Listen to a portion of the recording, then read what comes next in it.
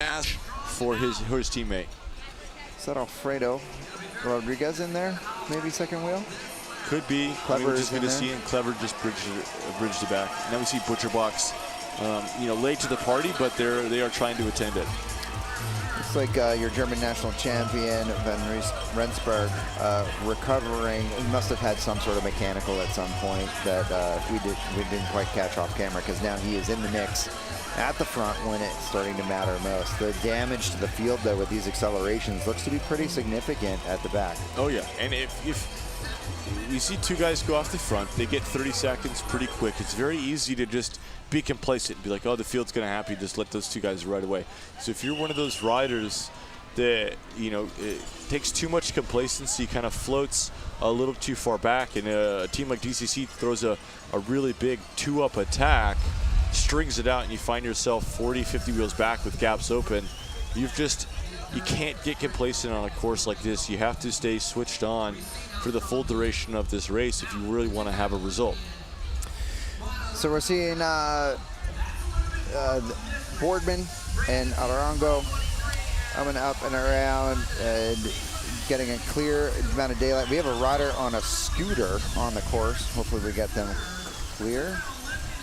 There we go. All right. So a lot of daylight still between, but the gap is coming down now. We're now on about 20 seconds, maybe less. And that's fine. That's going to happen, right? We're going to see big efforts like this from DCC or other programs do really massive effort and close down 10, 12, maybe 15 seconds.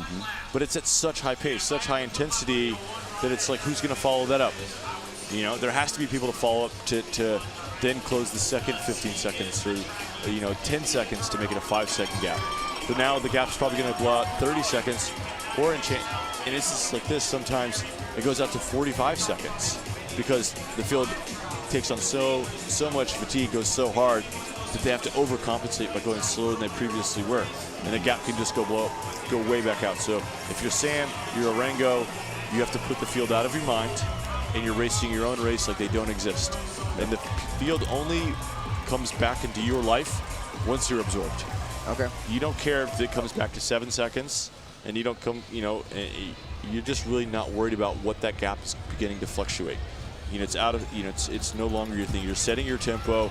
You're finding what's the pace, what's the hardest pace I can ride to get to the finish line, or keep it, keep us away until you can start playing games. Yep. And even then, it's very delicate on this course. If, 30 seconds between two guys can evaporate really fast if you start playing games and teams are starting to do lead-outs. But now I think that's Alfredo Rodriguez putting pressure on from Miami Knights to bridge across to this. That's what I saw as well. I think that this gap is going to come down, and we're probably going to see a catch being made here pretty soon in the next 200 meters or so. That's Brian Gomez, sorry. Mr. Gomez coming down and around. Now the two riders at the front, you see Juan going to the pocket, going to take on a gel and get himself some calories back into the system. He's just been spending a lot of effort at the front. He's going to take on those calories, taking a little bit of hydration so that he can digest it properly. It looks like this acceleration, though, is drawing out about 7 different riders at the moment. So we'll see with single file racing, though, right now. Everybody is full gas. I'm not expecting the 2 riders to necessarily succeed super fast.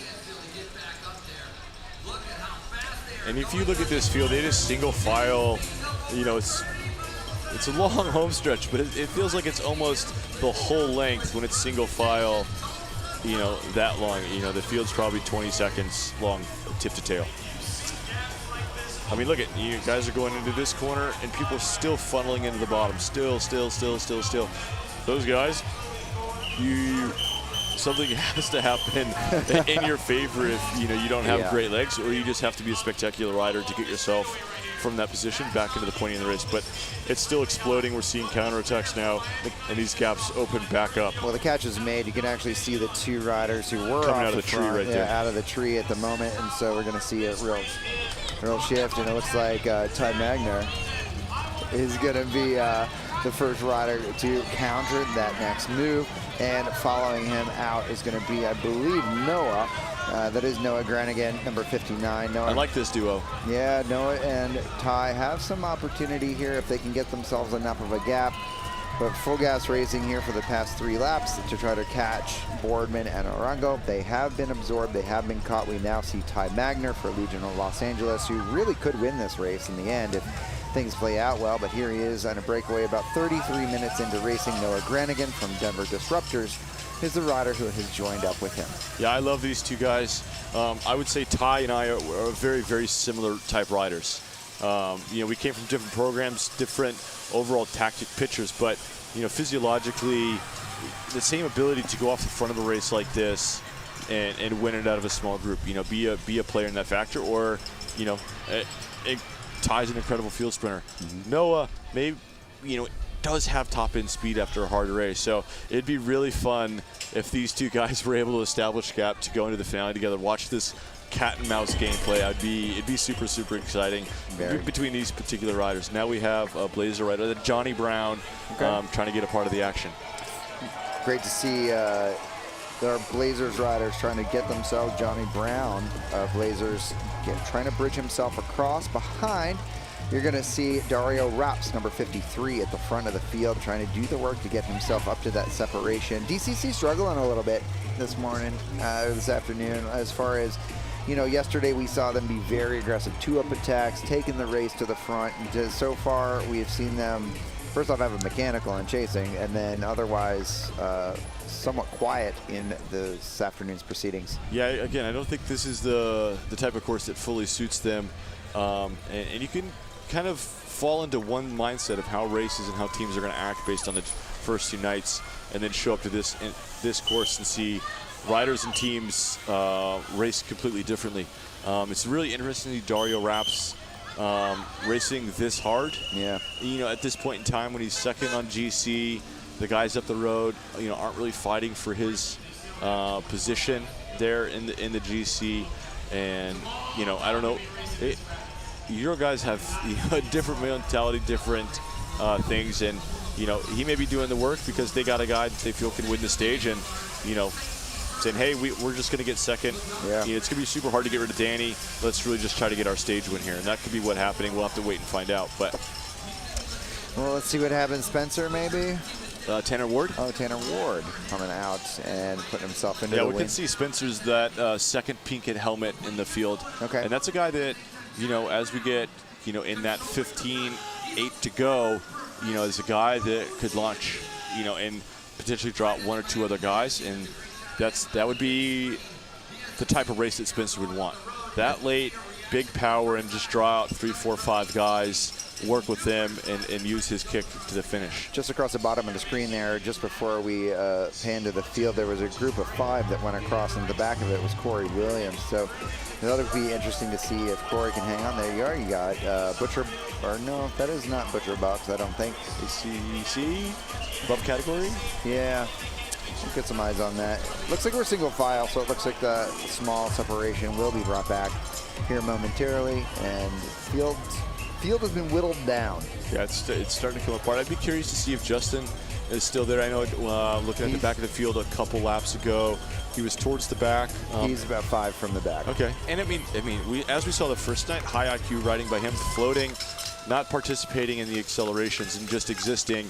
And this is, for a guy like Justin, that if he just does that, stays present towards the back of the field, and he can just exist, not, do too much work, and the race just goes on and nothing major has happened. You get a guy like that, you get a guy like me 5 laps from the finish line, and it's all together. You start finding a different mode. You start coming within. Yeah. That if he's just being patient, waiting for that to happen, Justin could potentially come out of nowhere. What we're going to have to look for is, start reading his body language the next couple laps if we can see it. Yeah, there he is with his Red Bull helmet, just trying to stay off the brakes as he coasts his way, trying to get as many meters as possible without pedaling. Nice and composed. What's the hips look like right now? Yeah, he's starting to rock a bit.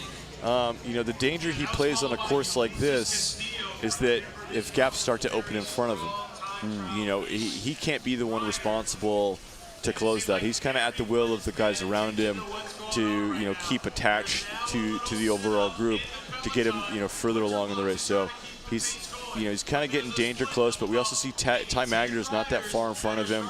as a teammate after that large attack. Looks like Rodriguez may be right in front of him as well. We'll get some eyes on that and see who else is back there hanging out with Justin. But let's take a look at, I think the engine room just said he's overheated. We're shutting down cylinders. So another rider that we have not seen, kind of all race, he poked into the top 10 yesterday. I believe it was Connor Sally from the Austin Aviators. I mean, they've had a dead race. Very underwhelming performance for, on paper, the depth of that program. We would expect, especially Iman Lucas, the first 2 days to be, either more present for himself as a result getter or being that big motor to place a guy like Connor Sally, into the top 5, for a chance to sprint. Fergus Arthur trying to take a feed there and unsuccessfully doing so. So what happens in the psychology of a rider when you're desperate for a feed and you miss it?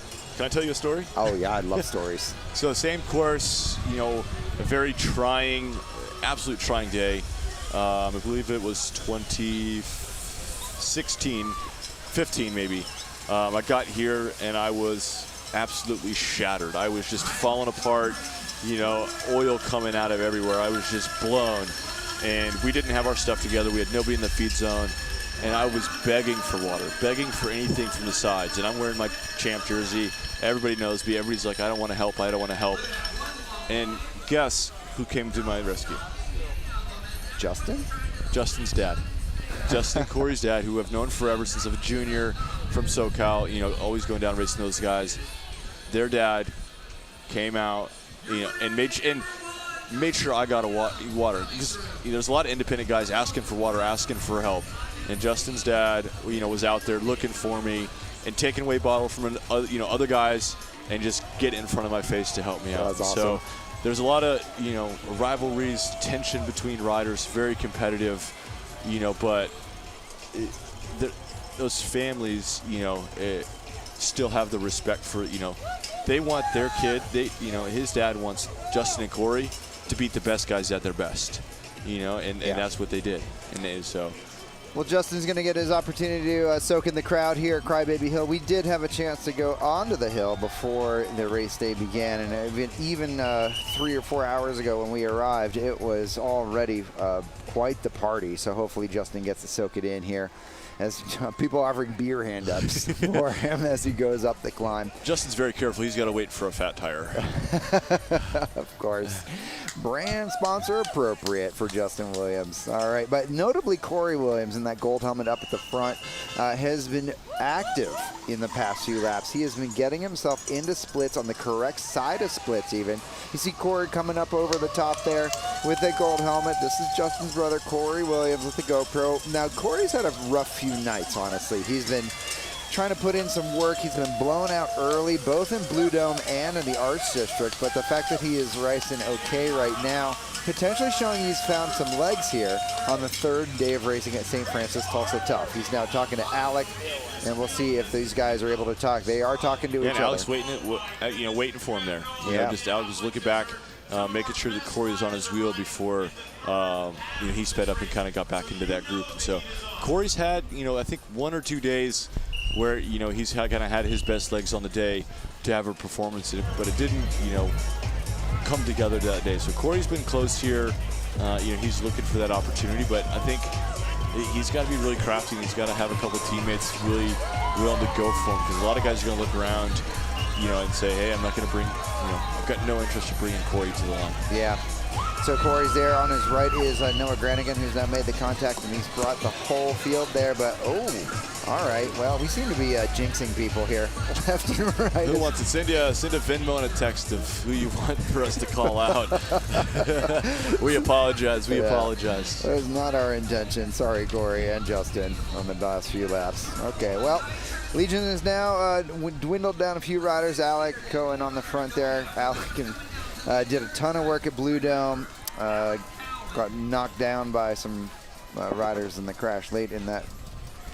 But he is coming back. We have actually just heard over our TV transmission that Brian Gomez apparently is out of the race as well. That's a surprise. That is a big surprise. Wow. I didn't anticipate him to be one of the riders to just, come out respectively this early. Yeah. You know, I would expect him to be a rider potentially doing a lot of work and then come out with 3 to go potentially. But you know, with 18 laps to go, it's quite surprising to see and hear him no longer a part of the race. So who I'd like to find is Summerhill. You know, we've seen him once. Yeah. He's kind of been MIA, but we can see Ben Wolf back there. He's in a white helmet, just behind Hassini there with the GoPro. But American Cycling has been very quiet. I mean, I see a couple. You know, there's one right there with the blue helmet on the right side of the screen. I just don't see a blue helmet with pink jersey at the moment. We'll see what happens. Noah Granigan on the front for the moment while we take a look through the field. But Noah Granigan on the front for Denver Disruptors. Alec Cohen second wheel. Clever Martinez in third. And right behind there he is. Jamie There's Summerhill. Castaneda. Summerhill exists. He's alive. I see him, He's just kind of 15 wheels back there. Okay. Is he wearing a blue helmet? No, he's in a white helmet. He's right there. No sunglasses, pink jersey. Yep. Rider numero uno. Okay, yeah, I was looking for the blue helmet. So. Yeah. Ooh, see, we saw there, you know, overlapping a wheel. Yeah. Kind of catching himself. With but, you know, Dario with his Raps, actually. Yeah, I mean, so he's following the guy he needs to be following. You know, but that bike handling skills comes from, you know, Danny's cyclocross background. Yep. And been playing on the track on the winter last couple of years. So just to recap, Danny Summerhill leading the Omnium here for the St. Francis Tulsa Tough, and just behind him in the Omnium is Dario Raps, number 53. And so Summerhill is really just treating it like a points race, I would guess, right? It's just following the rider who he is watching on GC. Yeah, but we could start to see Danny grimace, you know, right there. It was very brief, but, you know, that wasn't a smile of enjoyment. He's really starting to dig for himself there. Yeah, there you see Thomas Cravens, team director right there, picking a really good spot in the feed. As teams think about that, you know, where there's a feed zone, you don't just place yourself in that feed zone willy-nilly and be like, hey, guys, I'm here. You know, typically you want to be in the front of the field or the front of that line or the back of that line. You want to make it very easy for your riders to find you and not be around a bunch of stuff to not be able to get their riders the resources they need. But now we see Kyle Perry with Fergus Arthur from Texas Roadhouse come to the front of this race. It's the first time we've talked about Kyle all weekend. Yeah. Good rider. He's had some good rides here before, but you know, I know he skipped Friday. He's had ultra bad luck Friday night, so he's got one race less legs than everybody on this field. Mr. Kyle Perry, actually a national championship on the track in the scratch race. So, you know, he certainly has the ability to pull out some very good rides as well. So we'll see how Texas Roadhouse handles the next few laps. This looks to be Spencer. Yep, and this is, you know, I think I said around 15 laps. A few laps ago that we start to speak him come to the race, and so we're very kind of close to that. But this is the point of the race at Crybaby Hill where typically kind of this awkward 15-20 man split happens, and almost the field just kind of goes in half. Okay. And there's guys that make it, and there are guys that don't. And if you don't make it, it's ultra frustrating because you likely don't have help to get back up into that front group. Denver seems to be putting on the pressure. We thought that Haino would be one to watch here in today's contest. This is Sergio on the front right now. I mean, he's Perry Nice, you know, right? Like, I mean, yeah, the dude has some real Palmares to his name. This is a kind of a climber's race, a little bit more of a Belgian classic kind of race in a way, but do you think he's got the ability to really knock it out of the park in the next 10 laps kind of thing and blow this thing up? For sure, he's got the ability, right? It's just that, you know, the world he comes from is that, you know, he could do this hour after 5 hours. Yeah. And so he's with a bunch of guys that can still do this first 90 minutes at the same thing. He's not that marginally ahead of guys for 90 minutes, right? The World Tour, those gaps start to open 3, 4, 5 hours into racing. Right. Is really the gap of domestic stuff. So a lot of domestic guys can go over to Europe and race the first 90 minutes. It's those longer races where, you know, just the depth of time in the Euro field start to excel. So, you know, Sergio's a great rider, no doubt about it, but for 90 minutes, there's a large pool of riders that can still participate that. And if you're racing against 10 guys sharing workload, it's hard to beat 10 on 1, which is kind of what he would be playing against. All right, so it looks like Fergus Arthur is going to come up and around Alec Cohen there. What was the play there by Alec by riding that little bit slower pace? Because right now we lost the Williams brothers. We've got Ty in there. We've got Tyler in here. What do you think Legion is thinking right now, allowing Fergus to go up, and now it looks like they're going to allow Ulysses Castillo to go up? So a tactic, Alex should be playing is that you want races to be difficult. And if you can't get a group of riders to collectively make a race just a really hard pace continuously, how else do you get to do that? You got to slow the pace down, encourage people to speed it up. Yep.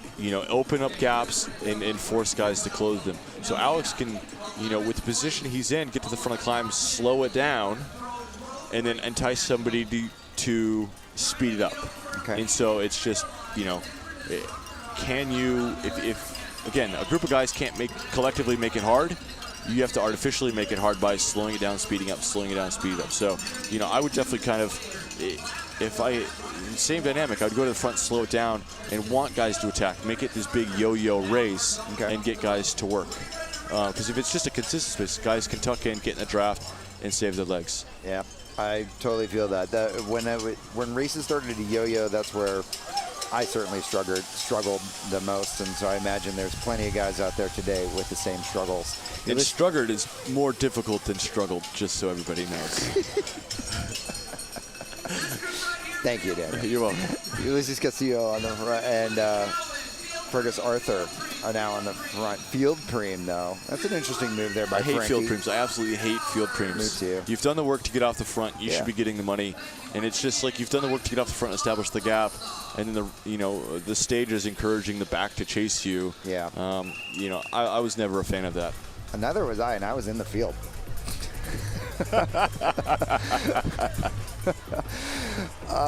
Man, so who's chasing? It's going to be Alec. It's going to be DCC with Meyer, I believe. And, man, Primal Audi selling Audis today. Woo. Yeah, I mean, they've got, I guess they came with a team that this was their course. But here we go, Spencer back in the action, really starting. I mean, he's been MIA until, 15 laps to go. A little bit fence-to-fence action, though, at the moment. Yeah, and it's, similar to the women's race, we're around 2 minutes laps kind of around this pace. So it's 14 laps, but it's 28 minutes, and that's still a chunk of time. You know, that's not close enough where one guy can just go ride, 28 minutes by himself. But we're now going to see two Denver disruptors, one of them being Sergio Hanea. Yeah. And this is what they want. Now he's got, for sure, a guy that with him is going to work, and now they can go, hey, Ulysses, you just need to make it till 7 to go. Yeah. Just sell out for 7 laps. Yeah. You don't have to make it all the way to the end. You just need to sell out and make this pace super hard, not all the way to the finish, but enough the gap goes out enough that then Sergio can go ride the last 4 laps by himself. Movenza trying to chase there for Blazers, and from behind, Sam Boardman, also one of the riders trying to chase this group of 3. Sergio and it's starting Hanea. to come apart in the back. Yeah. I mean, it's going to be starting to be 3s and 4s. 3 up the road, 4 behind. But look at that. Sergio Hanea is out of the saddle, really trying to go. He's going to get a little bit of a preem, I guess, from the field or something, because that group has been brought back, and now we're going to have 5 or 6 coming together. See, 3, 4, 1, 3 peloton. Yep. And his Legion, look at that. Alec from behind trying to encourage some pull through, and nobody's cooperating, so we may actually have a successful little split there. Why is Alec asking people to pull through if Sam Boardman's up the road?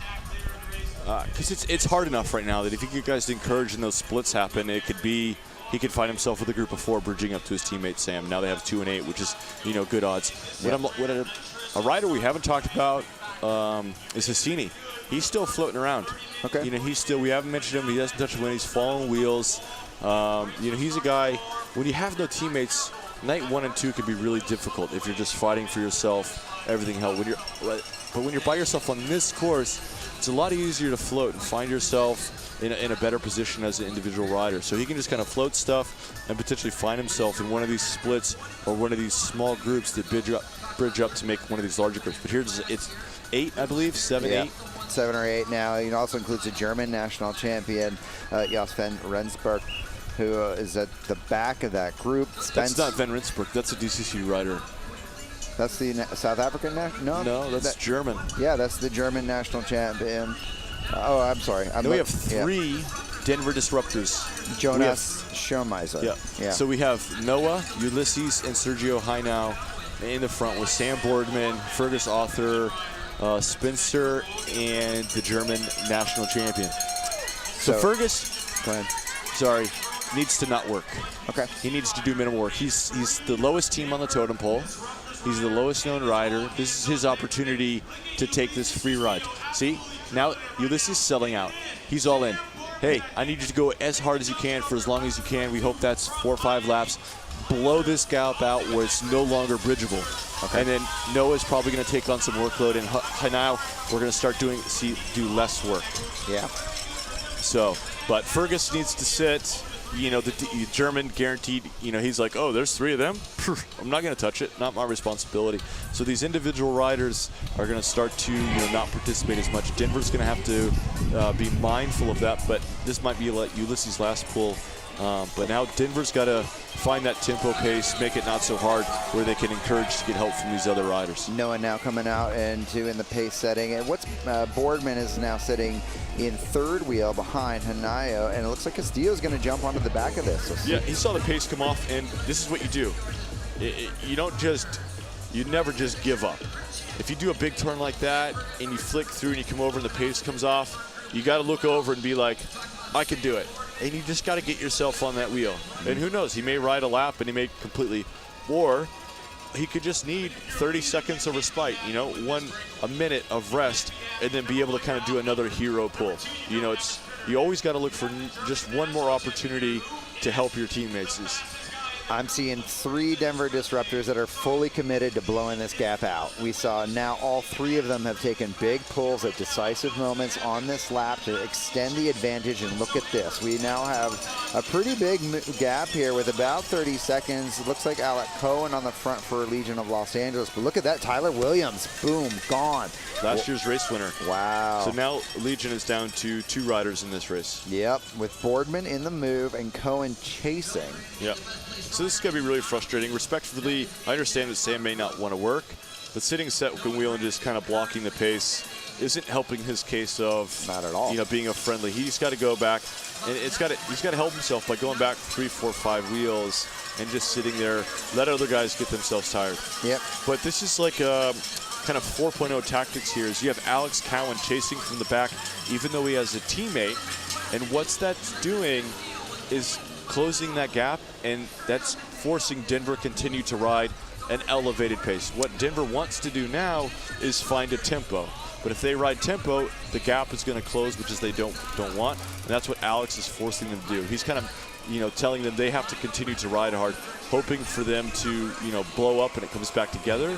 Or Sam's been able to sit, and when they do blow up, Sam's going to be able to launch because his teammate from behind is forcing those guys to continue to ride an elevated pace. So on paper, we see that, oh my God, why is Alex chasing his teammate? But it's a thoughtful thing. If I got to keep the pace up, so Denver can't just find a tempo and start to do a recovery pace. Well, would that not mean that DCC should also actually be chasing? Yeah, I mean, in a way, for sure, but you can't. It's hard for Alex to go tell a DCC guy, hey, this is my strategy, this is my plan, this is why we're doing this. Right. Alex just acting on experience and knowledge in the moment to try to employ something to help his teammate. Well, looking at what's happening on the course, it looked to me like we were fence to fence on Crybaby Hill from the field with DCC, with Meyer on the front not pulling through, and so now I think we've got a successful breakaway being established here. They are going to be out of sight, out of mind here. We're going to try to get a time clock on this break as they come up and over down by us here in the final acute angle corner. You got 3 Denver disruptors into the mix. You have Jonas Schoenmeiser from Germany, your German national champion. Look at this. They're allowing people to cross the street. The gap is so big between the And it's just, the field has just exploded. There's nobody kind of take up this chase. And, never say never, but, this race is basically done, for the rest of the field. There's your field trying to chase a little bit. It looks like some ACC riders because Summerhill and the rest of that team has not actually chased, made the breakaway, and they are now chasing. So the American cycling group putting themselves to work here on the front. Miami Blazers are represented.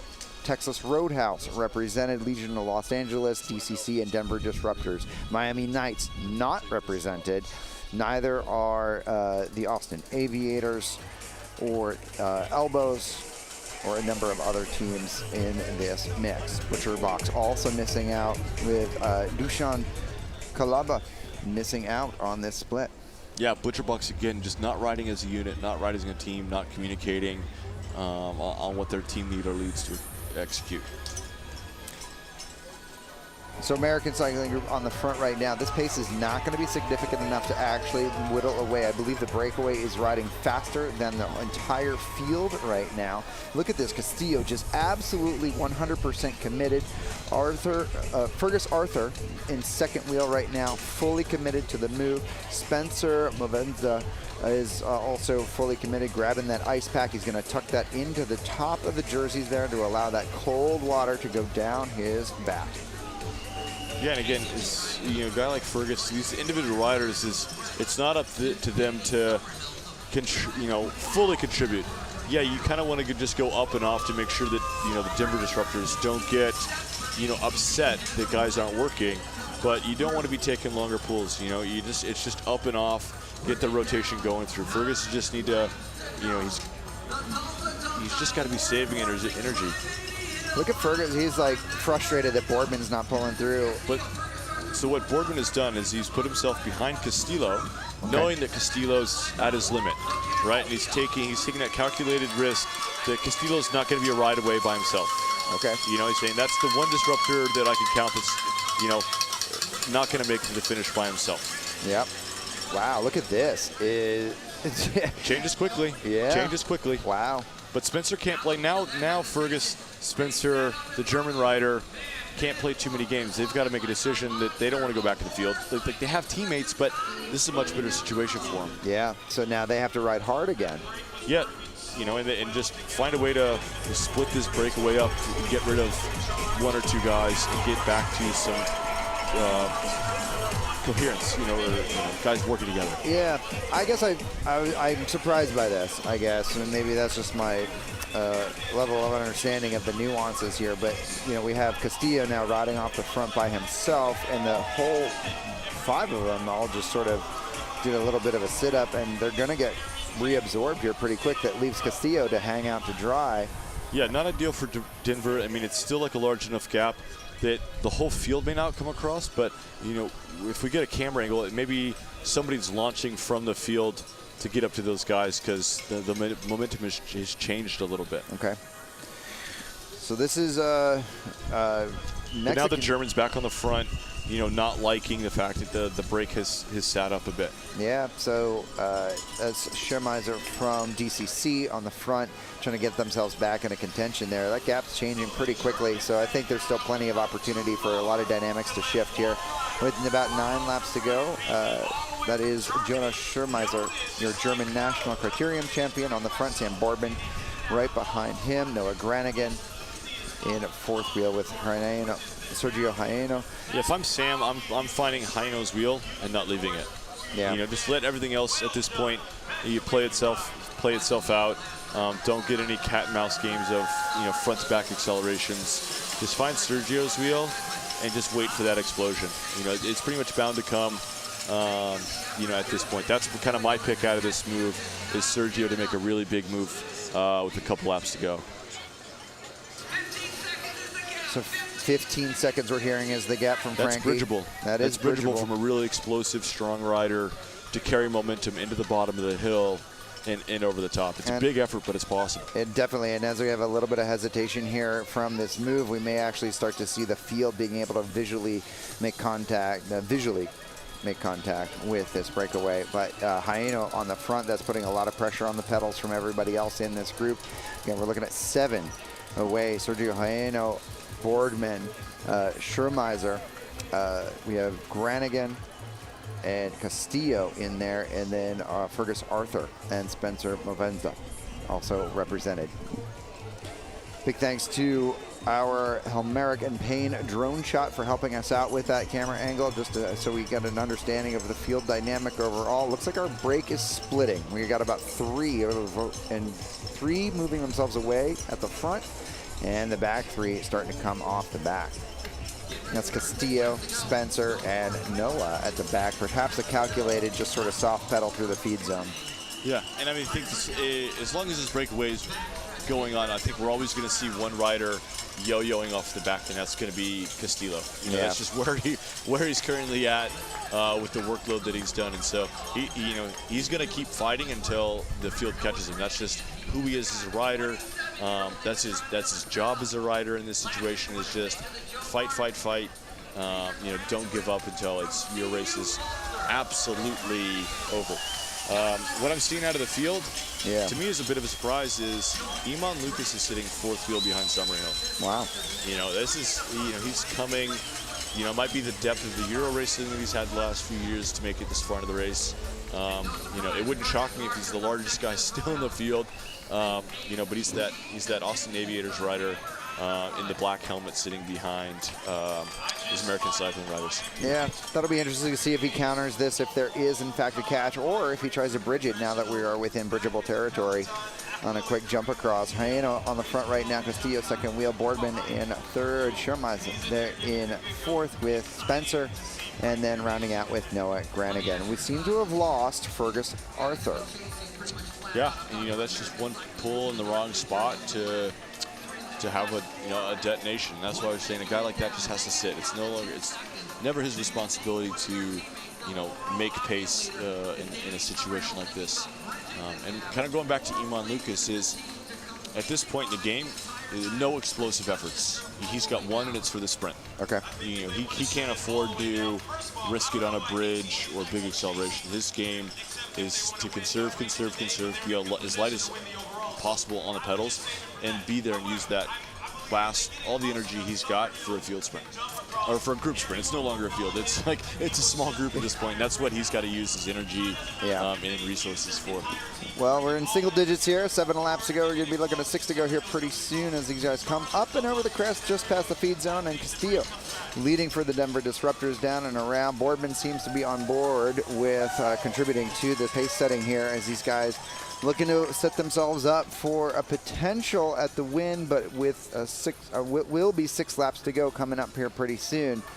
It will be anything goes here, because this gap could dwindle pretty quickly as we see the field coming by us here in the commentator booth, which means that they can now see the breakaway. And when they can see it, that's going to give them motivation in order to fully commit and make the catch. As we look back through this lens, we're seeing Frank Travieso being the rider from Miami Knights, who is the one who is going to be doing the chasing. And we're seeing if anybody else is going to follow suit. Clever Martinez talking to Frank right now. We'll see what happens in the next few laps. And I hate to put Frank on blast, but I do believe he's the oldest guy in the peloton. And I did get that information from his lovely wife, Ashley. So it's great to see Frank. I mean, he's been a staple of this peloton for, well past, 20 years. Yeah. So it's great to see him continue to fight, put the pace on at the front of these races. But we can start to see, these gaps just start to open up at the front, even though it may not look super hard. The pace is super high. It's just the fatigue is super high. Yep. And that's causing the gaps. We're seeing that with Castillo. He's now dropped out of the break. He is now enjoying Crybaby Hills spectatorship here at the front. So your break now you've lost Fergus Arthur, you've lost Castillo. And so now we are looking at Hyneo, Boardman, Schurmeiser, Spencer, Movenza, and Noah Granigan. Yeah, and so I think, what we could have seen is it's either they were potentially riding for Sergio before, and then because the gap came down, they've switched over to riding for Noah. Okay. And that's why it was so key to have that third rider in Ulysses be there to be the workhorse, the sole guy that's going to press the pace. And if it was going to continue to go out and the gap be large, I think we would have saw Noah potentially start to work a little bit and a big attack from Sergio. But now that the gap has come down, they're switching over to Noah, who's the faster out of the 2 Denver guys. So now Sergio's likely going to do a majority of the work, and Noah's going to sit on. I think Noah is the faster rider out of every here. Now we see Fergus from Roadhouse coming back into here. Maybe he had a mechanical we Yeah, missed. I saw We him didn't come get out notified. of the pit. Yeah, he came out of the pit, and it was a strange release, Yeah, honestly. very early. So Fergus Arthur back into the breakaway after getting a wheel. Yep. Okay, so now we're back up again. Now that's interesting. So what happens when you skip a few laps from the breakaway? Oof, on a course like this, it's not good. Okay. You know, you've been riding at such a high pace. Your body just has this built-up tension. And if you keep riding, you know that tension just exists, and your body can just deal with it. As soon as you stop pedaling and stop, your body wants to just protect itself and just shut down. Your heart rate tanks, your muscles really start to tighten up. So if you take too long to get going again, it's really, really difficult to get it back open, and it's very uncomfortable. It really just hurts yourself. So in a situation like this, it is the worst case scenario to have to go in for a pit, especially on a course like this. It's a 2.5 minute lap that you just kind of sit there, plus the time that it potentially took to get there. So yeah, not ideal. So back in the field, should riders like Johnny Clark for Miami Knights actually be on the front and doing some chasing right now? If he's there. Yeah, I saw him in the middle. Yes, I mean, he should be working, in my opinion, right? He's not as fast as Clever Martinez is. Right. He should definitely be sharing some of the workload. We see him kind of on the inside there, moving up, found himself out of position or what have you. But now looks like he's getting up there to start putting some pace on. Okay, cool. So we're going to see Miami Knights start to organize up the front a little bit. Travieso now doing 2 laps of work on the front to try to whittle down the advantage that this breakaway has. Sergio Haino is the rider on the front right now, and he is putting in with 4 laps to go now. There's Johnny, Mr. Johnny Clark, right on cue. I was wondering where he was, and he is now joining the party at the front, and DCC now organizing right on the hip. Yeah, and it looks like the Miami Knights is riding for Clever. I don't see, we heard the Gomez is out. Yeah. I don't see Alfredo Rodriguez in there, who would be their other guys they're riding for. So it looks like they're going to be riding for Clever, and that's why we're seeing Miami starting to put pace on. DCC has Andreas Meyer, Dario Raps, Florian Weber, and Julian Kern in the race, we believe. I think Moritz Augustine may not be there, but that's unconfirmed. But they do have Jonas Schirmeiser, number 50, in the breakaway. That's your German national champion that you can see.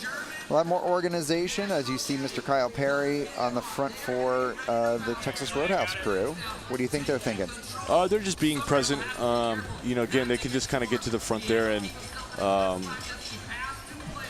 if there's a chance to kind of slow down the pace or just be present to make other teams, not work. Just take up road space in the front, make it no room for other teams to get up there and start to chase. Just being interruptive but not rude about it.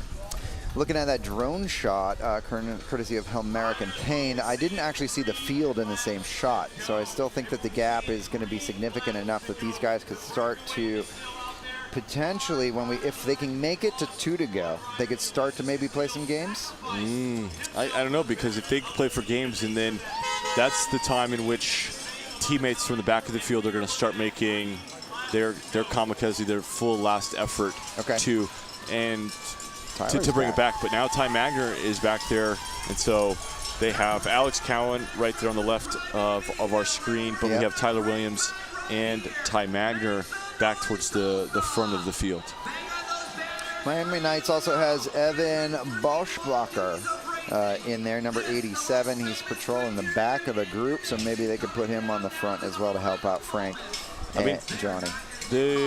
Where's Butcherbox? Where's 1, 2? Is there only 1 guy left, 2 guys left? At some point, they need to make some sort of one last big effort to make a splash. If not, they're going to end up 6th, 7th at best. Yeah. Which is not what they're capable of. The team is just capable of more, and for some reason, they're just not putting the puzzle together to show us the picture. So Dusan Kalaba in the mix here still. We believe he would be the rider that's really trying to get himself some Omnium points to move himself up in the overall for the St. Francis Tulsa Tough Omnium that is at play here tonight. Here we see Stefan Roth from Elbows, the man that earned the T-shirt, come and make a last effort. Yes. This could be, watching this, the guys in the front of the bike race are frustrated. Okay. Why is this guy at 3 to go making such an impactful move? Right. this for virtually nothing. In his 17th edition of the St. Francis Yeah. Tulsa Tough. You know, where it's just like this, that effort can just spur the catalyst of leapfrog for the next 2 laps Yeah. to end the breakaway. Is there not an onus on the field, though, to keep the pace high enough that those little kind of surprise attacks can't even occur, though? Yeah, but that's Miami Knights, that's Yeah. Butcher Blocks. If those teams fade, as we just saw before that attack, we had Legion starting to ride a tempo with Texas Roadhouse next to them, you know, setting a tempo to just kind of stay out of trouble, but ever present, you know, if anything were to happen. Yeah. So those teams that the onus was on to stop those attacks, you know, had faded away. And it allowed for a guy like Stefan to just launch this kind of Hail Mary attack. Well, he certainly strung out the field a bit, and that's going to erode the advantage of the breakaway, and that is bad news for Denver Disruptors. They have put a lot of eggs into this collective basket here with Haino, Granigan, and Castillo in the mix. Castillo no longer part of this, so Castillo out of the race, so only Sergio Haino and Noah Granigan remaining for Denver Disruptors. And I don't know, has Sergio come off the front? I'm sorry, like, yeah. It's my job to pay attention, but we've had some other shots going on, and it seems like Sergio has just been the only guy doing the work, putting pace. Wow. And now we're getting from the stage in our background, you know, 15-second gap, and that's not impossible for, you know, say a guy, if Dushan has 2 guys, and each of those 2 guys just do a maximum effort, one guy could take 5 seconds, the next guy could take 5 seconds, and Dushan could potentially close the last 5. This is the alarm bell moment, though, for all the teams that think they missed out, namely American Cycling Group, and they're trying to really push themselves. Big year, my goodness. Yeah. So that, I guess, was his But now final DCC's there to just chill. Yeah. You know, kind of kick that pace back down, you know, and at the pace we see here versus the pace we see, it's going to grow out from 15 to 17 seconds, 18 seconds. Yeah, well, a lap and a half to go right now. These are your leaders. Sergio Haino is been leading for about 3 laps, which means Noah Granigan is their protected rider. Noah has won Tour of Somerville in 2017 from a reduced breakaway just like this. Noah attacked that breakaway with half a lap to go. Very different course, mind you, but you know, Noah has very strong potential. Yeah, and now we see Austin Aviators finally come to the front of the bike race. But up front of the breakaway from Sergio Haino, he's got to pull off sooner than later. Okay. Right? He also doesn't want to give those other guys in the break too much of a runway, you know, of a lead out, right? He's also, as much as he's helping Noah, he's helping the other guys. If he swings and Sam Boardman hits the front, it becomes chaotic. Boardman has not touched the wind very much, and we are now at 1 lap to go. Boardman has not touched the wind very much at all, but here your wild card becomes Fergus Arthur. Arthur has won a Speed Week race in just a few weeks ago down in the South Carolina area, and Spencer Mavenza there from Blazers also has a chance. Well, there's a lot of potential here. I think you have at least 4 guys who could win this race right now. Yeah, I mean, my pick is Noah. Okay. I could easily be surprised, you know. Spencer winning won't surprise me. I think he's a podium guy for sure. Here's Fergus putting in his move. Yep. Prematurely, and, you know, not that explosive. You know, but this is the card he has to play. Boardman has, in my opinion, done the wrong thing by immediately reacting to that. Yep. He's just putting himself in the front of the lead out. Fergus blows up. You know, Boardman's on the wheel. Now he's in charge of the lead out. It's not what he wanted. You know, Noah's placed himself really well. Spencer's picked his horse to race. We're finally down to the half lap here, and Mr. Haino has done his job. He has exited from the back door, and we are now looking at Noah Granigan. Is trying to figure it out. Heads on the swivel, everybody looking at everybody, and it is Arthur on the front right now for Texas Roadhouse. Here comes Sam Boardman onto the front, trying to take some cues. He's checking around. He's swinging wide, trying to get out of the way, maybe trying to figure out a gap. There's the acceleration from Boardman at the front as he checks. He's going to now come down into view as he drops downhill into this very tight technical turn. These guys are going to be going full gas. Boardman on the front right now. He wants this gap. We talked earlier in the broadcast about how quickly he can take it. Noah Granigan, though, is going to come around. Noah is now in the draft. Noah Granigan, can he get there? But is Boardman giving himself so many meters that he cannot be passed? Sam Boardman from Montana comes to the line. Here comes your German national champion on the outside. It's Sam Boardman. Takes the race here tonight for St. Francis Tulsa Tough. Crybaby Hill. Boardman Dito with the mustache. Sam never gets to win. Yeah. Right? On that program with Leach, and look, he's crying. The He's bawling. the tears are coming. Goodness, look at that. God. This team is going to have an absolute meltdown. The hearts are just going nuts. His lady at home, Jess Sarah, is probably losing it right now watching this stream. Look at this is amazing. God, that's amazing. This is. We saw Danny Summerhill yesterday being emotional, winning bike races. Yeah. It's the same thing for Sam. Clever Martinez giving the hug here. That's amazing. The whole peloton knows what this means. Absolutely knows what this means for Sam to win this race. Absolutely incredible. Tyler Williams with the hug. We got a replay coming up right now just to see what's going on. But look at this family hug here. Here we go. Out of the final turn. We're looking for Boardman at the front. He's out of the saddle. He used his tactical knowledge to gain as many meters as possible out of that final turn, using his prowess to come on the pedals, and Boardman takes the win just ahead of Noah Granigan and Jonas Schurmeiser. Absolutely amazing. Sam, just rode that race perfectly. I mean, you could see, I wasn't watching the screen here. I was live watching Sam go through that corner. And at the end of the day, he just took a better line with better momentum. And he just got those 2 bike lengths like we were seeing earlier in the race. Those riders that have done thousands of laps here can just easily put those 2 bike lengths in. And he just kept them. He just kept them that Noah just couldn't make up. Noah took not an ideal line, wasn't able to get on his pedals as soon as Sam was, and that's what we saw there. Incredible ride for Sam. Incredible ride. Very happy for him. Look at Justin, absolutely going nuts. Super happy. We love to see this sort of camaraderie. I mean, a celebration by these guys. They are just absolutely ecstatic for their man. It is not about which one of them wins, just as long as one of them does win. That was absolutely amazing, right? And this goes back to that. Why is Alex Cowan chasing, right? He's forcing disruptors to, to keep the pace up, and Sam gets to rest. All those little things play into how can we make it so Sam doesn't have to touch the front. We're going to take a look at the last lap here just to see what the tactics came out to be. We saw Haino taking the final pull on the front, and it was Fergus Arthur with a last-ditch effort to try to get himself a little bit of a cracking from the bunch, but it was not to be. But it was Boardman's attentiveness that put him into that draft, so he did not have to pedal. That's right. His patience was exquisite as he just allowed Arthur to continue to do all this pace setting. This is every meter that Boardman did not have to break the wind. This is going into the second to last corner. That's right. As soon as up this hill, Arthur, he was swung off, and Boardman then took the race into his own hands. As he comes up and around, he makes this right-hand turn. He's now into the wind, and he checks the shoulder. He's now going uphill. And this is a seated acceleration. Yeah. It's not in frame, but that's seated acceleration on the right side. He gets out of the saddle for a pop, and that was about 300, 250 to go. And then now he uses his tactical advantage through this turn to be able to extend meters without taking pedal strokes, and then he jumps before anybody else is even able to. That gives him the meter advantage to then come to the line and take the race by 2 bike lengths. Yeah, I mean, it's just knowing the course that you can sprint.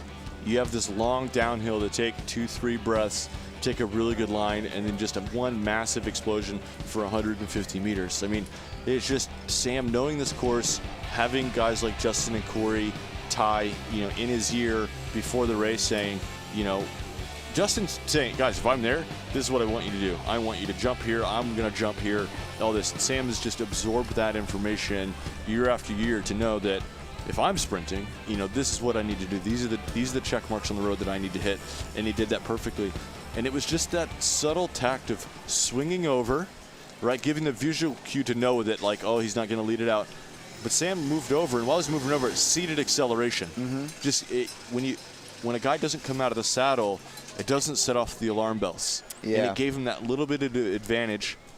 And then he did an out of the saddle acceleration to maintain that gap, swung left, and was able to take his right line. Noah kind of got caught out with a guy in between him, had to come inside and wasn't able to get his ideal line coming into this bottom corner to get set up, take his perfect line, and carry as much momentum. Every meter matters when you're that deep in the bike race and you have riders of this caliber fighting each other. They all have very capable, explosive sprint potential, but it really does matter when you are going to be vying for the win here in this level of bike race. Again, this is the third day of racing here at the St. Francis Tulsa Tough. This is officially known as the McElroy River Parks Criterium, but this is Cry Baby Hill. What an exciting day of racing, Daniel. My goodness, we started off with some great women's racing where we saw some amazing tactical displays by our Legion women as well, where we got to see them, saw the Schneider sisters really work the field over with that Saturn sit-up. Yep. And that was great to see that tactical awareness being present. Yeah, I mean, just very heads-up riding. You know, these are riders in a collective team that probably have, you know, hundreds of years of experience, right, as a collective of, you know, 8, 10, 12 riders. And so we're just seeing that in these last couple races, and just nuance. It's the subtleties. You know, it's not the massive tells. You know, it was never really the rope-a-dope, right? It's just very high IQ, crafty racing. Yeah, we're going to try to take a look at the women's race recap here real quick for those of you that missed it earlier in the broadcast. This was a great race, a lot of tactical moments here. We had a lot of early aggressive separations in the event. Denver Disruptors were very active, as was DNA Pro Cycling, but it was the attentiveness of Legion throughout the contest that really separated them. And there's just Kendall, you know, yapping a little bit, trying to do some mind games with Daphne from DNA. Yeah, Daphne and Kendall had a little bit of elbow rubbing, but when it came down to it, it was Legion who was sweeping up preems. They were being very aggressive at the front. Denver Disruptors trying to throw some attacks down across the road, but Kendall always very attentive and keeping everything in check. Taylor Cook-White, another animator for Miami Knights. But when it came down to it, it was Skylar Schneider at the front of the race at the end of the event, and it was her sister's second wheel there, Samantha Schneider, who intentionally did the Saturn sit-up to gap the wheel. That gave Skylar the win, and it also gave Sam the overall for St. Francis Tulsa Tough. Amazing racing there by our women's field. We'll see those podiums coming up here momentarily for our professional women. We're now looking at your winner for the men, Sam Boardman. Oh man, he's let the hair down. Yeah, he's letting the hair down, and he's going to let it down all night. Hopefully we get to see, maybe do a little celebration with these guys at the Sound Pony. We'll get an interview here with Frankie Andreu at the finish line. Like being in that winning move, that winning breakaway. Hard. It's definitely a lot of calculative thinking. You're listening to the splits as you come through, and you're kind of weighing whether it's going out or coming back in. And as soon as we got to within, I think, 12 to go, we knew that the gap was holding at around like 20 to 30 seconds, and that was even with us kind of like soft pedal tootling through the line. So at that point, you just have to be very judicious with your efforts. And there were 3 Denver Disruptors in the pack, and I knew that it would be very easy for one of them to just go. And as much as I would have liked to stay sheltered within the pack a little further back, I was, you know, I made the decision that it would probably be best to expend the effort to kind of just sit second wheel, even though that may have not been the best draft. That meant that I would be able to react to any move coming up, like either right or left side, and I would still be able to sit on a disruptor and force them to push the move, because I know that I had teammates in the back who were able to chill because I was in the break. So Just a small example of how analytical everything that goes on out there. You are a tireless worker. You sacrifice yourself so much for your team, time in and time out. You won the Joe Martin time trial, but other than that, you have not won a Criterium in a long time. Your team has won a ton. What does it mean to you to be able to win here on Crybaby Hill? every domestique has their day.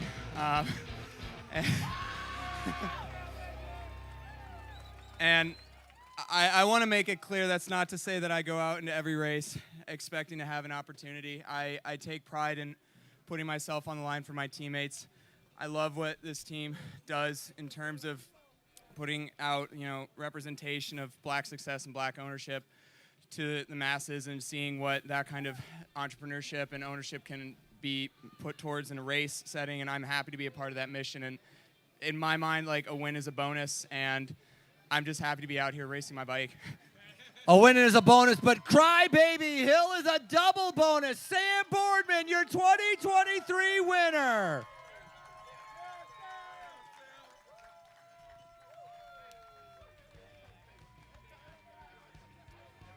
Riders, we are 2 minutes from your podium. 2 minutes from the podium. Pro women to our podium, pro men to the podium, along with our Omnium.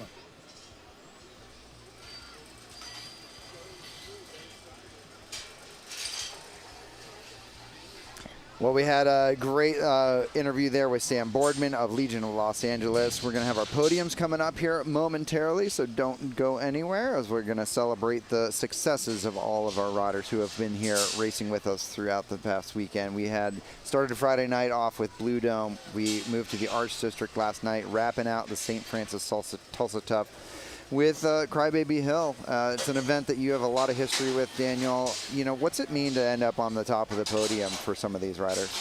I mean, it's everything. I mean, you know, for Sam, this is a career highlight, right? This one is always going to stand out to him. He's been coming here for a really, really long time. He's seen others guys win of it. He's been a part of the wins, and now he is a winner. You know, that's the one that just will stand out for the test of time. For him, it just puts him on the map, right? As an all-time bike racer in North America. Even though he's been a domestique, you know, his whole career, he's got this one win on his thing. It's just like, you know, any guy in Europe, domestique, and then just showing up and having and taking their moment when it's presented to them to get success. And I mean, I can't reiterate enough how much racecraft he had in that moment, how much composure he continued to have. It's very easy for a guy like that who doesn't get to experience those final moments of a bike race and decision making to put it all together. So for a guy like that to keep it together, make really good decisions, and in the post-race interview, we heard him say, hey, I'm going to make some decisions, and this is what's going to work out best for me. But he won it in that seated acceleration at the top of the hill. Here we have our women's podium. We have Olivia Cummins in third place today. She's going to end up with a third overall, I believe, here for today for our race. And then we have Samantha Schneider second today here. This is our stage results. Samantha Schneider finishing second, and then Skylar Schneider taking the win here today with our McElroy River Parks Criterium, better known as Crybaby Hill, for our women's Pro 1-2 race. Skylar Schneider, Samantha Schneider, and Olivia Cummins. Great to see Cummins on this podium. Another up-and-coming rider racing for DNA Pro Cycling. Skylar going to put on the jersey of the winner's jersey there, and she's going to take home another one. She now has surpassed the great Daniel Holloway for the number of wins here at St. Francis Tulsa Tough. There we go. So the Schneider sisters celebrating having found victory. We're going to see them for their Omnium coming up here in just a few moments as well. So we're going to do the champagne pop, shake it up, and then pop the cork. You can do it. There you go. I mean, I think it's totally great, right? Records have been to be broken.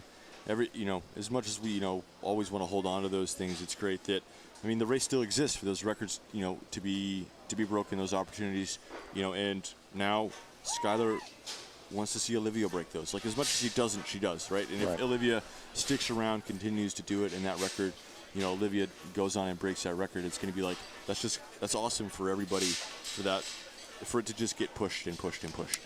We're going to do our women's Omnium podium coming up next. We will see Samantha Schneider having taken the overall here today. She solidified that, so she came into the contest tied on points with Olivia Cummins, but with her finishing one place ahead of Cummins in the final, that creates the points gap, and so Schneider will go home to Wisconsin with a fresh St. Francis Tulsa Tough title.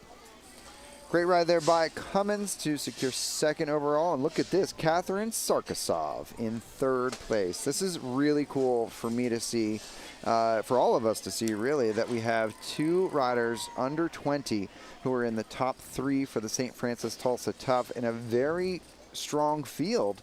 These two young women are showing the next gen of U.S. crit racing. Yeah, I mean, it's really great to see, such two young riders on the podium to put it together. But Sam being able to win this Omnium, right? It's 3 days. You have to be perfect. Mm-hmm. You have to get each race exactly right to maximize your points to end up on the top step after 3 days. You can't have a bad day. You can't have a bad moment. You have to have a good team around you for it to all happen. It just doesn't, kind of fall off the tree. You got to really make it happen for yourself. Yeah, last night there actually were riding for Sam, but she the audible on the line meant that Kendall ended up taking the win, and Samantha coming across for second. That gave her tie on points with Cummins. But today, finishing second with her sister intentionally taking the win thanks to the old Saturn sit-up.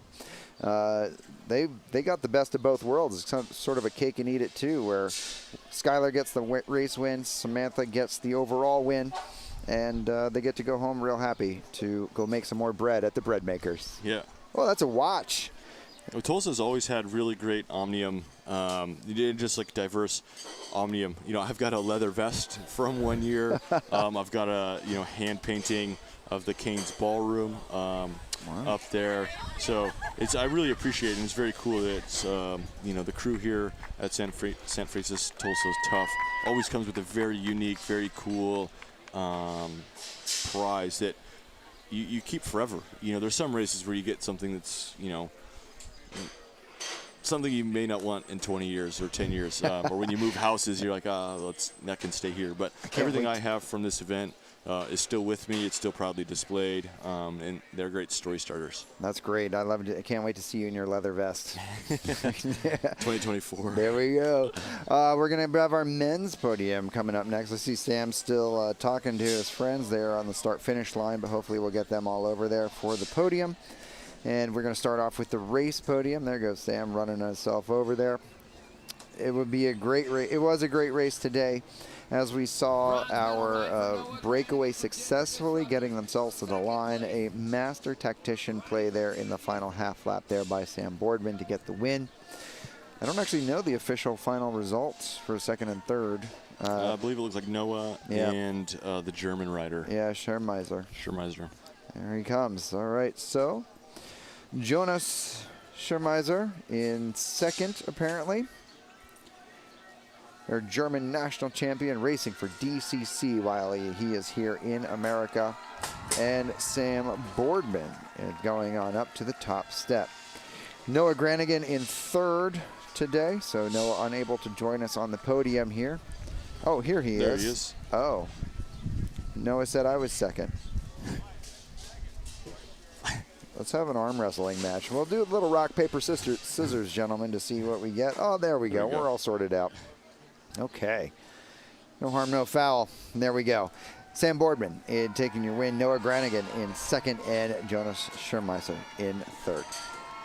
Yeah, great result. I mean, very exciting race.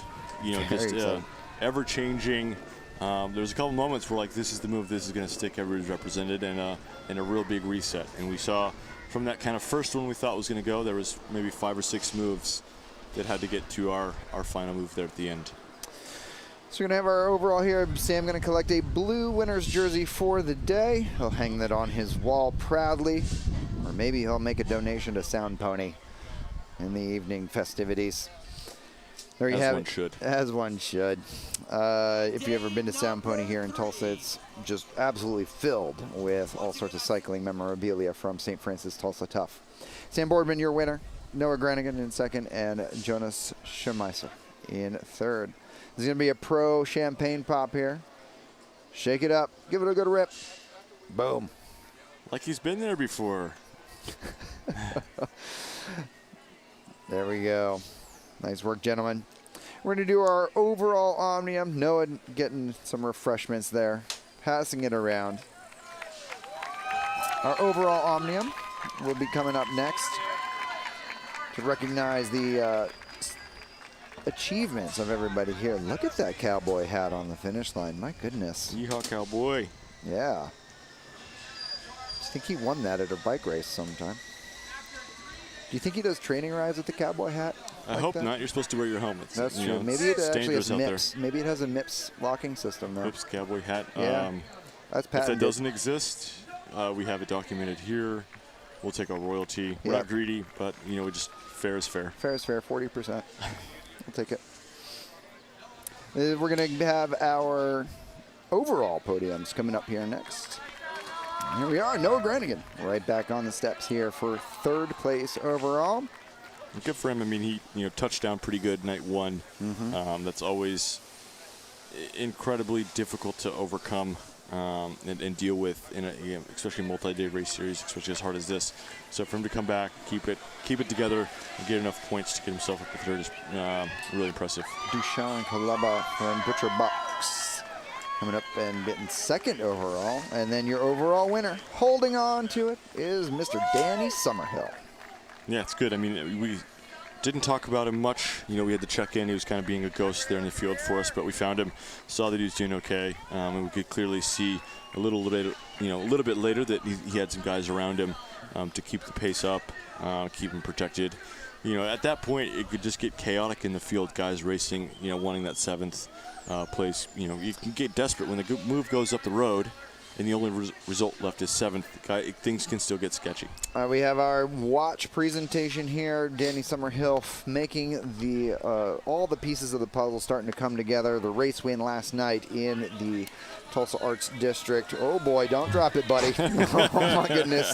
And Danny holding on to the overall. He will take that pink jersey home with him. And he might finish this off. We're going to take a look at the Anon Fondo here. That's a great opportunity. Malcolm McCollum does such a great job making this event a true cycling festival here in Tulsa, Oklahoma. Every day has some aspect of a type of Fondo or group ride. And today we had the Anon Fondo. That was a great opportunity for everybody to get out and enjoy the roads here in Tulsa, Oklahoma. We're going to take a look at that here coming up next.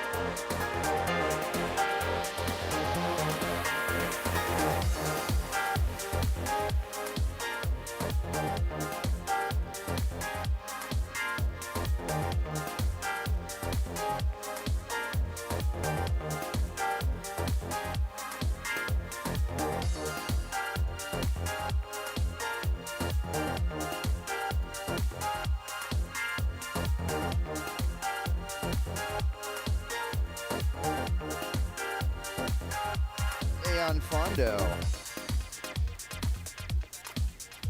What a beautiful set of roads that these riders get to go on here in the Aon Fondo.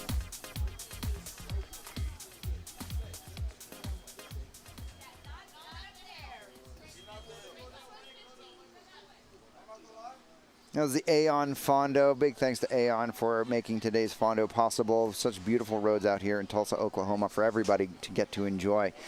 Well, those will be the conclusion of 3 days of racing at the St. Francis Tulsa Tough. We started off with Blue Dome on Friday, the Arts District last night for Saturday night, and today wrapping out with the iconic Cry Baby Hill. Thank you so much for joining us here on our broadcast. It's been a true honor and pleasure to be here with Daniel Holloway, a multiple-time winner of these events, a true legend here in Tulsa if you ever walk around with him in the streets. We're going to head on over to the after party to celebrate all the successes and victories that occurred here. Thank you so much for joining us. My name is Gabe Lloyd, and this is Daniel Holloway. We'll see you next year for the next St. Francis Tulsa Tough.